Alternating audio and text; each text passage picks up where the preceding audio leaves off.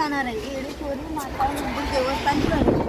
इथून येडेश्वरीला जायला रस्ता आहे, तर आपण तिथे गेल्यानंतर देवीचं दर्शन घेऊ आणि त्याच्यानंतर तुम्हाला पुढील माहिती पुढच्या व्हिडिओमध्ये मिळेल। मी आत्ताच म्हटलं की तुम्हाला आपण येडेश्वरी मातेच्या दर्शनाला येणार आहोत, तर आपण का आलेलो आहे। येताना ऊन भरपूर होतं, पण आता ढगाळ वातावरण तोंडापाशी तोंड, तर आपण पुढे दुकानांची चाललेली ती आपण पाहू। त्याला दुकानं दाखवली जरा।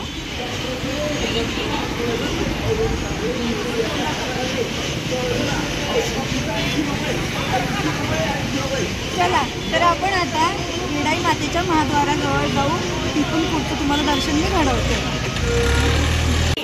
मी आता मगाशीच म्हणाले होते आपण येडेश्वरी मातेच्या दर्शनाला जातो।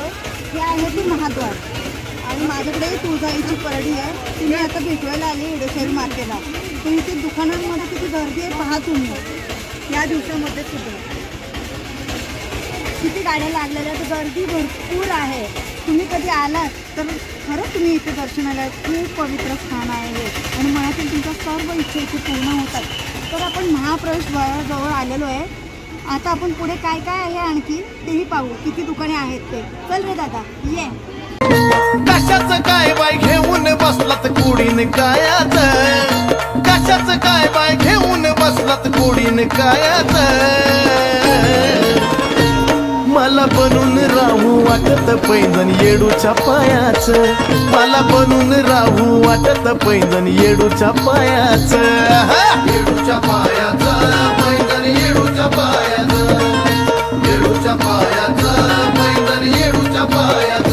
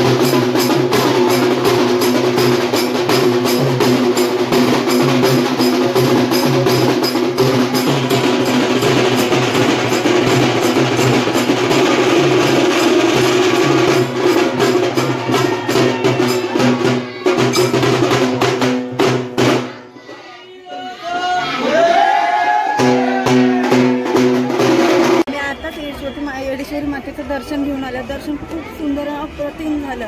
नेहमीसारखी चिंगराचिंगरी नाही, धक्काबुक्की नाही, काहीही झालं नाही आहे। जसं चैत्र पौर्णिमेला धक्काबुक्की झाली होती तसं आज दर्शन खूप सुंदर छान झालं। तर तुम्ही पण या येडेश्वरी मातेला दर्शन घ्यायला।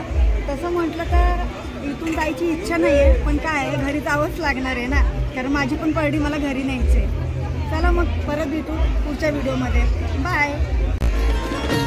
मला बनून राहू वाटत पैंजण येडूच्या पायाच, मला बनून राहू वाटत पैंजण येडूच्या पायाच।